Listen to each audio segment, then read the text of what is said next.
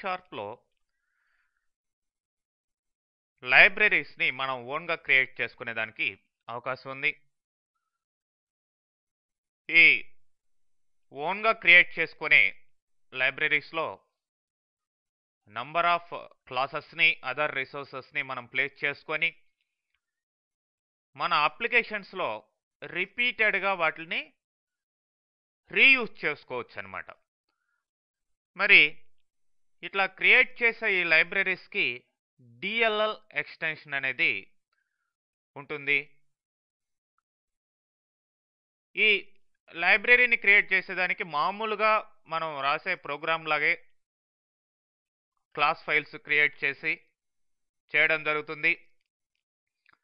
అయితే ఇది సెల్ఫ్గా ఎగ్జిక్యూట్ అయ్యే ఛాన్స్ ఉండదు, ఎందుకంటే దీంట్లో మెయిన్ మెథడ్ కానీ మెయిన్ ఉండే క్లాస్ కానీ ఉండదు. సో వన్స్ దీన్ని క్రియేట్ చేసుకొని మనం వేరే ప్రోగ్రామ్స్లో మనం రీయూజ్ చేసుకోవచ్చు.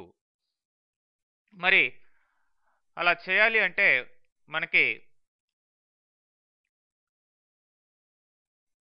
ఆ యొక్క లైబ్రరీని ఎలా క్రియేట్ చేయాలి అనే మెథడ్స్ మనం రెండు విధాలుగా మనం చూడొచ్చు.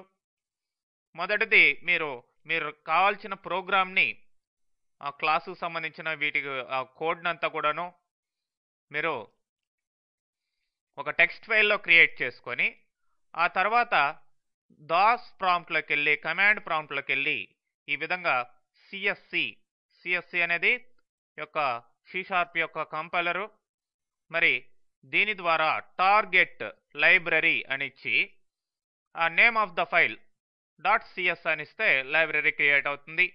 లేదంటే ఆ లైబ్రరీకి సపరేట్గా వేరే నేమ్ ఇవ్వాలి అనుకుంటే ఈ విధంగా ఇంకొక మోడ్లో కూడా ఇవ్వచ్చు. అయితే ఇలా దాస్ మోడ్లో క్రియేట్ చేయడం కంటే మనం మామూలుగా మన ఎన్విరాన్మెంట్లోనే విజువల్ స్టూడియో ఎన్విరాన్మెంట్లోనే క్రియేట్ చేసే అవకాశం ఉంది. అది ఎలా అనేది ఇప్పుడు ఒక ఎగ్జాంపుల్ ద్వారా చూస్తాం. మొదట మీరు ఇక్కడ న్యూ ప్రాజెక్ట్ తీసుకోండి. న్యూ ప్రాజెక్ట్ తీసుకొని ఇక్కడ టెంప్లెట్ టైప్ క్లాస్ లైబ్రరీ అని తీసుకోండి. దీనికి నేమ్ ఫర్ ఎగ్జాంపుల్ నేను ఆపరేషన్స్ అని ఇస్తున్నాను.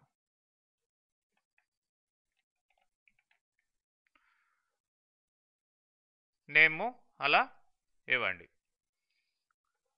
ఇచ్చిన తర్వాత మీరు ఇక్కడ కూడా చూడొచ్చు ప్రాజెక్ట్లో దాని యొక్క ప్రాపర్టీస్లో గమనించినట్లయితే అవుట్పుట్ టైపు మామూలుగా అయితే కన్సోల్ అప్లికేషన్ ఉండేది, ఇప్పుడు ఏమైంది క్లాస్ లైబ్రరీ అని రావడం జరిగింది. ఓకే, ఎనీవే ఇప్పుడు మన ప్రోగ్రామ్ ఇక్కడ టైప్ చేద్దాం.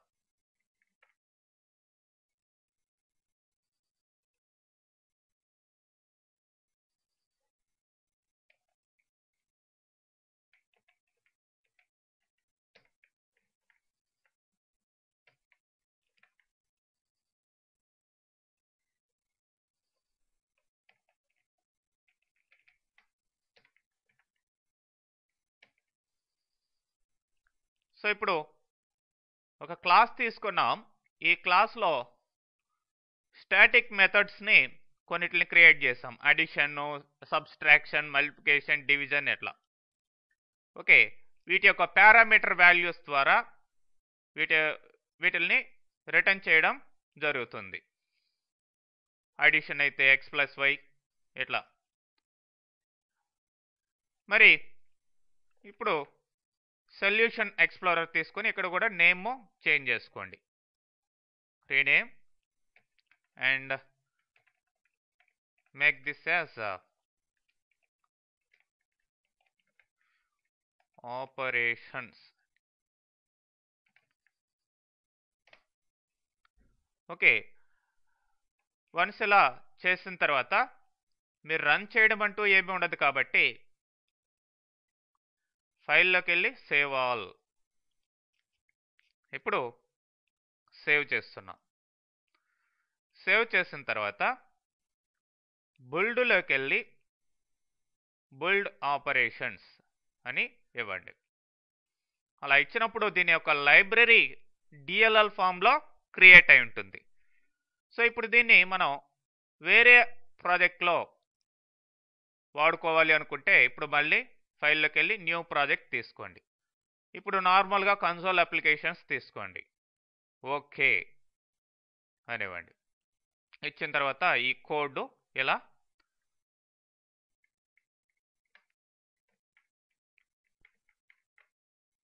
టైప్ చేయండి.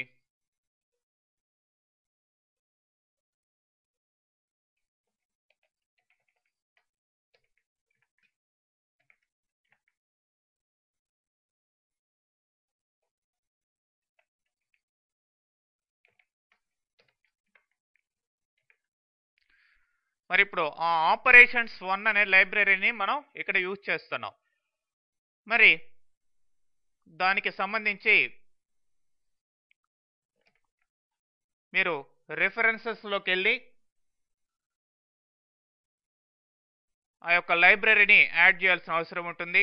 మరి సొల్యూషన్ ఎక్స్ప్లోరర్లోకి వెళ్ళండి, రెఫరెన్సెస్ని ఎక్స్పాండ్ చేయండి, రైట్ క్లిక్ చేయండి, యాడ్ రెఫరెన్స్.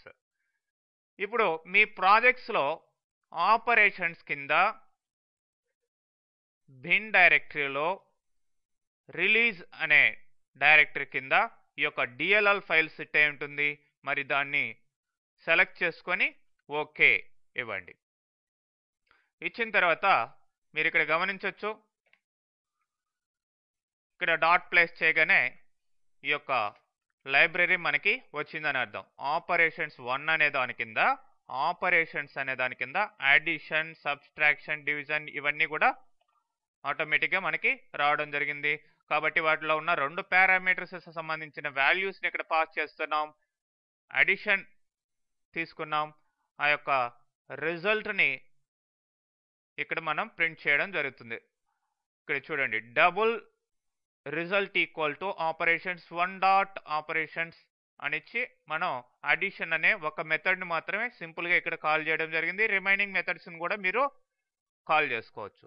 ఓకే, రన్ చేసి చూద్దామా?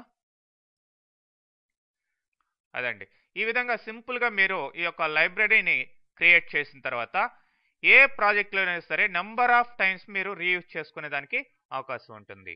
ఓకే.